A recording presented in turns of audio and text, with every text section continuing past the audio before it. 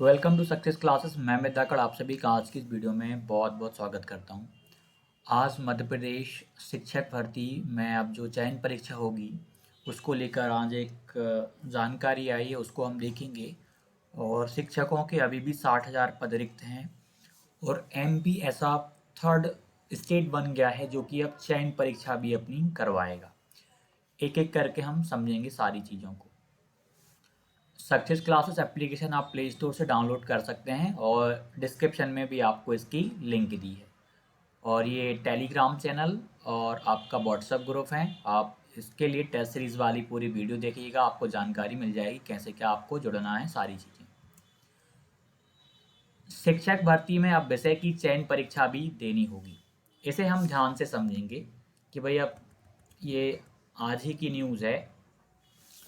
उत्तर प्रदेश इसे हम उत्तर प्रदेश और राजस्थान की तरह अब मध्य प्रदेश में भी सरकारी शिक्षक बनने के लिए अभ्यर्थियों को दो परीक्षाओं का सामना करना पड़ेगा।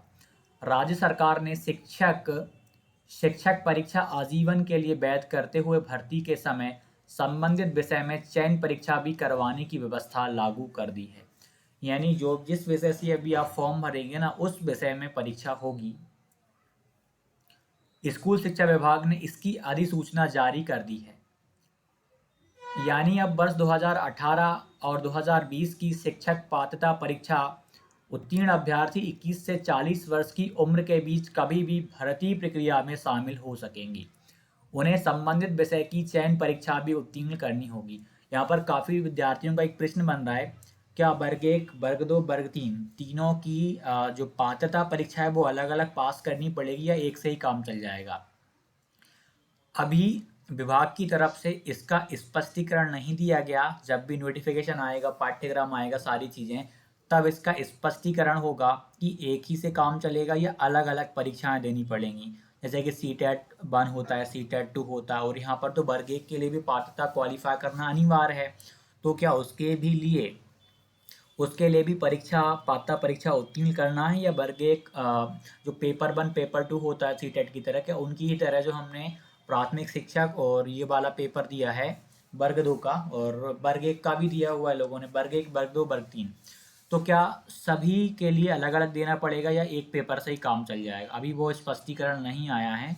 जब भी आएगा तो उसकी जानकारी सभी को मिल जाएगी। फिर 2018 और 2020 में 4,53,000 अभ्यर्थी शिक्षक पात्रता परीक्षा में शामिल हुए थे। इनमें से 2.5 लाख अभ्यर्थी उत्तीर्ण हुए व 30,000 की ही शिक्षक बन पाए। शेष अभ्यर्थियों की मांग थी कि पात्रता परीक्षा में वैधता अवधि बढ़ाई जाए। यही मांग वर्ष 2011 की शिक्षक पात्रता परीक्षा में शामिल अभ्यर्थी भी करते रहे हैं। अब जाकर राज्य सरकार इसे मान लिया है। वर्ष 2018 और 2020 की परीक्षा की वैधता अवधि 2 बार बढ़ाने के बाद सरकार ने उम्र सीमा की शर्त के साथ इसे आजीवन के लिए वैध कर दिया है। ऐसा करने वाला देश का तीसरा राज्य बना मध्य प्रदेश। उत्तर प्रदेश और राजस्थान के बाद मध्य प्रदेश अब तीसरा राज्य बना है जो अब 2 एग्जाम आपके लेगा, और सेंट्रल पे तो आपके होते ही हैं। व्यवस्था लागू। सरकारी शिक्षक बनने के लिए अब 2 परीक्षाओं से होगा सामना। उम्र की सीमा की शर्त क्या है? 2018 व 2020 की शिक्षक पात्रता परीक्षा उत्तीर्ण अभ्यर्थी 21 से 40 वर्ष की उम्र के बीच भर्ती प्रक्रिया में हो सकेंगे शामिल। मध्य प्रदेश तीसरा राज्य बना है और व्यवस्था लागू हो चुकी है। ये मान लीजिए, सरकारी शिक्षक बनने के लिए अब 2 परीक्षाओं से सामना होगा। उम्र की सीमा आपकी 21 से 40 वर्ष की है। 2018 और 2020 परीक्षा की स्थिति 4,53,000 अभ्यर्थी शिक्षक पात्रता परीक्षा में शामिल हुए तो ज़्यादा थे, यहाँ पे आंकड़े गलत होंगे। ये 2.5 लाख अभ्यर्थी उत्तीर्ण हुए। ये डाटा भी आंकड़े भी कम हैं, क्योंकि 2 लाख तो वर्ग 3 में ही क्वालिफाइड हुए हैं 2020 की पात्रता परीक्षा में। 30,000 ही शिक्षक बन पाए। परीक्षा ज्ञान परखने के लिए स्कूल शिक्षा विभाग के अधिकारियों के अनुसार चयन परीक्षा सिर्फ विषय का ज्ञान परखने के लिए होगी। उसमें अंक लाने का कोई पैमाना तय नहीं होगा। इतना देखना चाहते हैं कि जिसे विषय को पढ़ाने की जिम्मेदारी सौंप रहे हैं वह योग्य है या नहीं।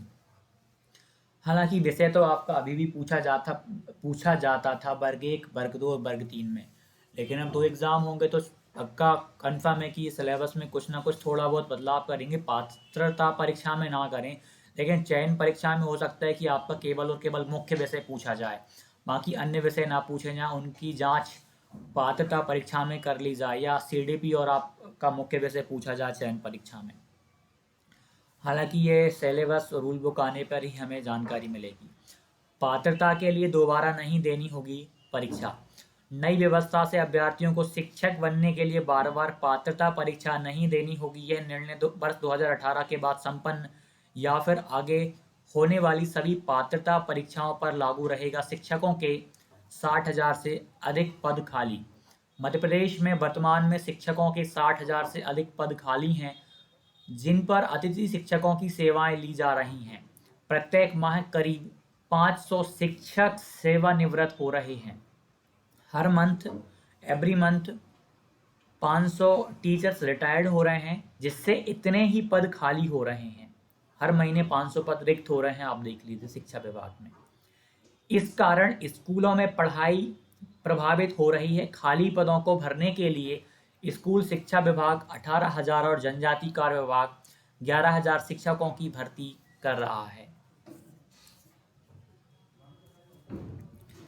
ये थी जानकारी। और ये आप चाहें तो आप टेलीग्राम चैनल से जुड़ सकते हैं, सक्सेस क्लासेस बाय अमित धाकड़, ताकि आप को सारे नोटिफिकेशंस वगैरह जो भी सारी चीज़ें हैं वो आपको मिलती रहें। और ये आपने कर लिया होगा। ये वाली वीडियो देखिएगा, टेस्ट सीरीज़ वाली। हमने एप्लीकेशन पे फ्री डेमो मॉक डाल दिए हैं, खास सीडीपी के। आप एक लगा के देखिएगा, आपको लेवल पता चल जाएगा कैसा लेवल है। सभी विषयों के अवेलेबल हैं, math, science, SST, Hindi, English and Sanskrit. और सारी जानकारियाँ आपको इस वीडियो में दी हैं, आप देखेंगे तो क्लियर हो जाएगा। यहाँ पे मैं वो सारी चीज़ें नहीं बताऊँगा। तो काफ़ी सारे विद्यार्थी तैयारी भी कर रहे हैं, वर्ग 1 की भी कर रहे हैं, वर्ग 2 की भी कर रहे हैं। साथ ही साथ वो मध्य प्रदेश में शिक्षक भर्ती की तैयारी के साथ साथ अन्य राज्यों पर भी ध्यान दे रहे हैं। जैसे कि अब रीट में भी आपने देखा 48,000 पदों पर भर्तियां होनी है, उसका विज्ञापन आपने देखा होगा। केबी में 13,000 पदों पर भर्तियां होना है, उसके फॉर्म भरे जा रहे हैं अभी। और देखा जाए तो हर एक राज्य में लगभग बहुत सारी वैकेंसीज निकल रही हैं। एमपी में भी निकल रही हैं, पटवारी की निकल गई, आरक्षक, आबकारी, और भी बहुत सारे विभाग हैं, जेल प्रहरी, बहुत सारे डिपार्टमेंट में बहुत सारी भर्तियां अब निकल रही हैं। तो देखते हैं कब तक शिक्षक भर्ती का नोटिफिकेशन आता है, क्योंकि राजपत्र संशोधित करके उन्होंने हमें दे दिया है।